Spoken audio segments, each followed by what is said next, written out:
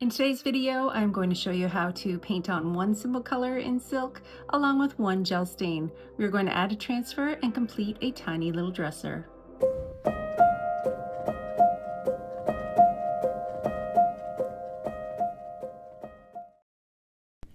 I seem to get a lot of questions as somebody who paints and puts herself out there on the internet. I do a lot of tutorials, I teach people all over the world, and I think one of the most requested things is basic, simple finishes. So today's project is going to be something simple that anybody can achieve. I'm going to show you every single step of the way for this project so that if you are a beginner painter, you can learn the easiest way to flip your furniture. Start off by removing all of the hardware and cleaning the entire project inside and out with White Lightning. This project is going to be one simple color and we'll be using Baja Grey from the All-in-One Silk Paint line. For the top of the project, I'm going to show you a hack. This is kind of like a furniture flipping hack for me. I'm not a big fan of sanding, so we're going to use no paint gel stain on the top of this piece, right over top of that existing finish. No paint gel stain is an oil-based product that goes on top of an existing finish, even if you haven't sanded. Yes, I said there's no sanding needed. It's so simple. Using an applicator pad, you can wipe it on top of an existing finish in the direction of the wood grain. While that first coat gets dry, we're going to talk about the base of this piece. Every single project that I paint gets a really good clean with White Lightning and a slight sand scuff. A sand scuff is something that I do just to help my paint adhere a little bit better. It's taking a piece of sandpaper and just scuffing up the surface to give it a little bit of grip. This Baja Grey is from the Silk Paint line. Silk Paint is amazing because it is self-leveling and so easy to use. It also has a built-in top coat and a built-in primer. When using all-in-one paint, I like to use a smooth synthetic brush. The brush that I'm using on this project is a flat medium. You do not use any water in a spray misting bottle for silk paint because that will dilute the properties of the paint and make it not as effective for preventing any bleed through. When I use silk all-in-one mineral paint, I like to work in sections. So you'll see me paint on one even coat, working on one drawer at a time, at one side of a time. This way it's just going to dry a little bit more even because it tacks up a bit differently than chalk mineral paint.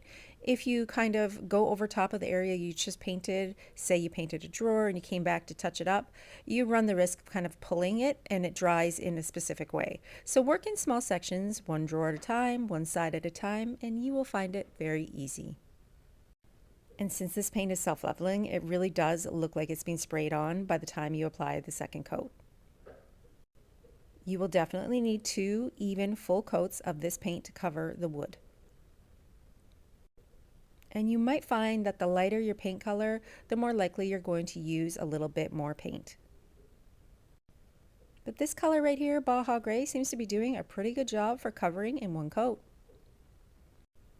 So some things to remember about silk all-in-one mineral paint: use a nice smooth synthetic brush, work in small areas, and when you are done, you are done. You do not have to seal this paint because it has that built-in top coat. And P.S. don't worry if the first coat looks a little patchy, it always evens out beautifully on the second. I like to wait approximately 1 hour in between coats of paint just to make sure that it is fully dry before working on the second coat. Let's plan out our Dixie Belle transfer. This transfer is very simple to use. You simply peel off that backing paper and push it down onto your project using the enclosed burnishing tool. It's fairly large. There's 4 sheets of images inside this transfer. I like to take it out entirely from the package, lay it out so I can kind of plan my piece. Sometimes I use masking tape to tape it up and kind of get a general idea of how things are going to go. So after my 2 full coats of silk paint have dried, we can apply our transfer. You can see from the pages that they're not exactly long enough to cover the entire drawer front. So what I'm going to do is actually cut them up and then match them so that they fill the entire surface area of the drawer front.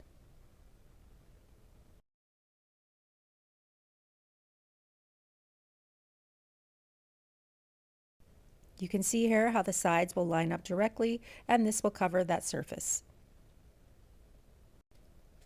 A little handy trick is to cut as close as you can to the image so that you're removing that kind of excess piece of plastic. This will help you when you're lining up your images across the front. I also taped off the bottom part of the drawer where I don't want the transfer to stick. This way, after the transfer has been applied, I can simply peel off that blue tape and the transfer will only stay where I wanted it to stay on the drawer front. Inside every transfer is a small tool. They are made of wood and you can use them to push the image off and release it from the plastic sheet. One side of that plastic sheet you're looking at has the sticky side, which is down onto the piece, and then the top is smooth. So when you push that little tool over top of the transfer, it releases it down and onto the project. You can also cut up your designs, layer them. I create some really fantastic things with transfers.